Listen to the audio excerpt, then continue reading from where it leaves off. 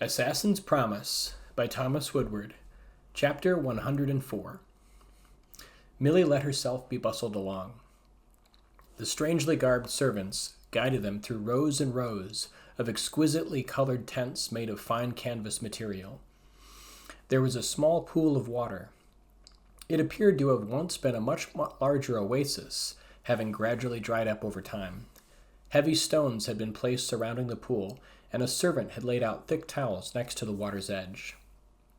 The tent that sat next to the pool was painted with strange creatures, some serpentine, others powerfully built and fantastical in stature. Darkness lay inside the slightly parted opening of the tent. Layered rugs met her eye, small edges peeking out from the tent.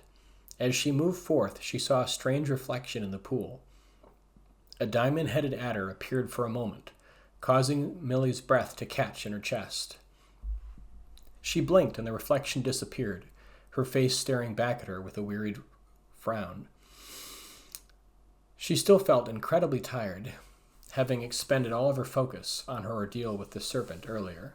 Her white-knuckled grip had not lessened by more than a hair on the shimmering black fabric, which she still held as far from her body as possible. Was she losing her mind?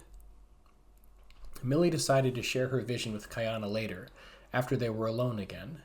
Irna had argued mightily at being placed in the same tent with her and Kayana, but had subsided when she saw the majesty of the pool and the tent itself, which rose a full span higher than any of the neighboring tents.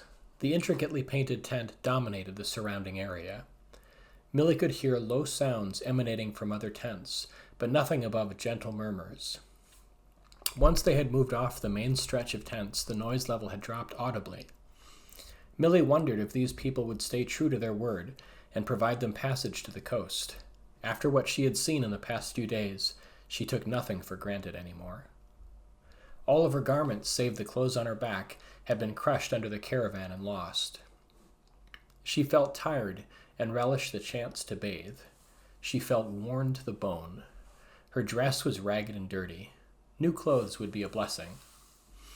She had had to strip down to her small clothes when practicing poses with Kayana. The simple movements seemed crafted intentionally to cause frustration. She found each one she had been shown required the use of muscles she was unaware existed. The first pose had left her sore for days, but she wanted to learn more. Kayana was a wonderful teacher. She never showed the consternation Milly would have undoubtedly felt had the positions been reversed. Kayana had rows of hard muscle, tightened by years of training. How could Milly hope to match her? What she liked most about the poses was the sense of serenity that accompanied them. For hours she had watched Kayana move gracefully from one into the next, never slowing or tiring. It was beautiful, like the most graceful dance she could imagine. Neither partner slowing or faltering through a complex series of moves that wove together in majestic harmony. With a laugh, she wondered how Eddie would fare if he tried to follow the poses. It was a good feeling to laugh again. She missed Eddie. Skipping, Milly entered the blissfully shaded tent.